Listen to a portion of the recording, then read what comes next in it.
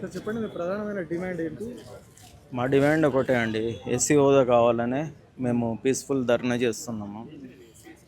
SC హోదా ఇచ్చేదాకా ఈ ధర్నా ఇట్లానే పీస్ఫుల్ ధర్నా ముందటికి వెళ్తుంది. రిజర్వేషన్ తీసేయడం వల్ల ఎవరైతే క్రిస్టియన్లోకి వెళ్ళినటువంటి హిందువులు ఉంటారో వాళ్ళంతా మళ్ళీ తిరిగి వస్తారనే ఉద్దేశం కావచ్చు, ఇట్లాంటి ప్రయత్నాలు చేస్తుందని ఆరోపణ ఉంది.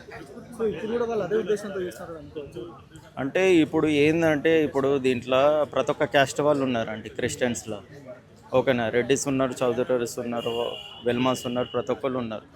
ఇప్పుడు ఎస్సీసీ కన్వర్షన్ అయితే బీసీసీ ఇస్తున్నారు. ఇప్పుడు నేను ఎస్సీ నుంచి బీసీసీ ఇచ్చారు నాకు. అప్పుడు ఉన్నప్పుడు అవే అప్పులు ఉన్నాయి, అవే బాధలు ఉన్నాయి, ఇప్పుడు కూడా అవే ఉన్నాయి, ఏం మారాలే కదా. అట్లాంటప్పుడు ఇప్పుడు ఎస్సీ మారితే ప్రాబ్లమ్స్ పోతాయని గ్యారంటీ ఎవరైనా ఇస్తారా? ఎవరు ఇస్తలేరు కదా. ఇప్పుడు బీసీసీలోకి పోతే 1% ఉందండి.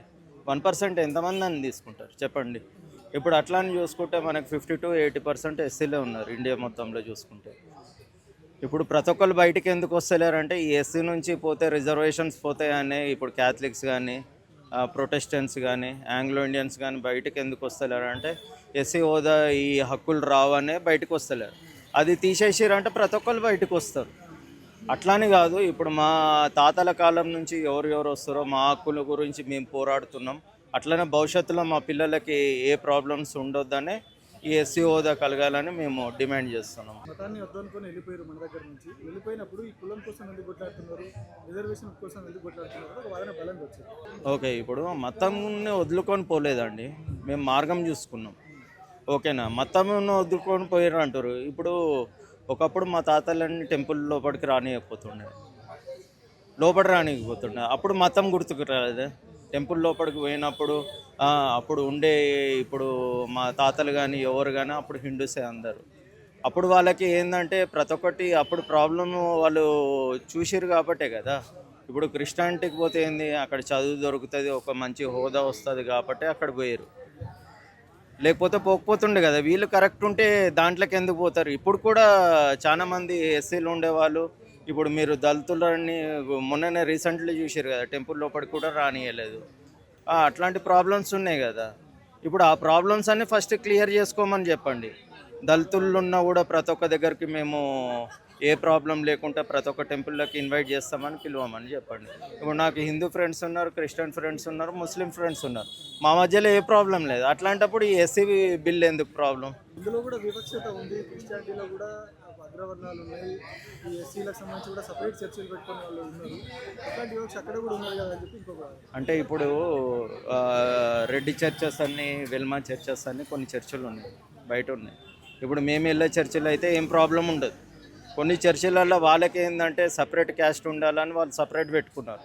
అంటే ఏంది, రెడ్డిస్ సపరేట్ రావాలా వాళ్ళు అని ఉంటుంది. కానీ మా దగ్గర ఏంటంటే, ఇప్పుడు ఎవరికి ఉన్న ఎండ్ ఆఫ్ ద డే ఏంటంటే ప్రాబ్లమ్స్.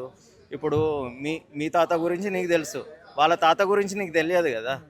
తెలియాలంటే ఏం చేయాలి, ముందు నుంచి ఏ క్యాస్ట్ వస్తుంది. ఇప్పుడు రెడ్డిస్ అన్నారు, చౌదరీస్ అన్నారు. ఇప్పుడు ఒకప్పుడు ఏ క్యాస్ట్లు ఉన్నారు ప్రతి ఒక్కరు. ఇప్పుడు నాకు రెడ్డి అండి, నేను రెడ్డి తీసుకుంటా, బీసీసీలకు ఎందుకు పంపిస్తారు ఎస్సీ తీసుకొని? ఇప్పుడు ఉండే క్యాస్ట్లు ఇవ్వచ్చు కదా, దానికి క్రిస్టియన్స్కే సపరేట్ బీసీసీ పెట్టడం ఎందుకు? బీసీసీ ఇస్తారు, వేరే క్యాస్ట్లు ఇవ్వండి, వాళ్ళు ఒప్పుకుంటారు? ఒప్పుకోరు కదా. ఇప్పుడు ఒప్పుకున్నప్పుడు, ఇప్పుడు నేను ఒకటి అండి, ఇప్పుడు క్యాస్ట్లలో ఎస్సీస్ ఉన్నారు, వాళ్ళు రెడ్డిస్ని పెళ్లి చేసుకుంటున్నారు. రెడ్డిస్ని పెళ్లి చేసుకున్నప్పుడు ఇప్పుడు వాళ్ళు వచ్చేమో రెడ్డిస్ కాబట్టి వీళ్ళకి కాందంతా రెడ్డి వస్తుంది మళ్ళా. ఇప్పుడు అట్లా వచ్చినప్పుడు ఎస్సీ నుంచి రెడ్డిస్ ఇస్తే ఏమైంది అట్లా? అదే అండి, ఇప్పుడు మాకేం లేదు, ఒకటి డిమాండ్ మాది, ఎస్సీ హోదా ఉంది, ఎస్సీ రిజర్వేషన్స్ మాకు కల్పించాలి. రేపటి దినంలో మా పిల్లలకి ఏం ప్రాబ్లం ఉండదు.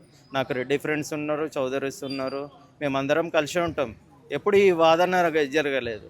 ఈ బిల్లు ఎప్పుడు స్టార్ట్ అయిందో, ఈ బిల్లు స్టార్ట్ అయిపోయినప్పటి నుంచి ప్రాబ్లం వస్తుంది. అది ఇంకొకటి, అసలు కేంద్ర ప్రభుత్వం అన్ని వ్యవస్థలను, విద్యారంగం కావచ్చు, పరిశ్రమలు కావచ్చు, అన్ని కూడా ప్రైవేటీకరణ చేస్తూ పోతా ఉంది. ప్రైవేటీకరణ వైపు వెళ్ళిపోయినప్పుడు అసలు రిజర్వేషన్ తోటి ఉపయోగమే ఉండదు అక్కడ.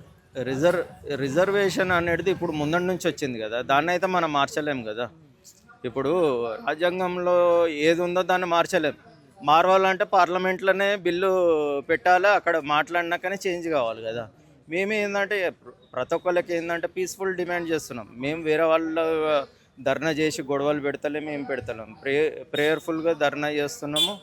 మాకేందంటే ఒక గుర్తింపు ఇచ్చి చట్టంలో తీసుకురావాలని చెప్తున్నాం.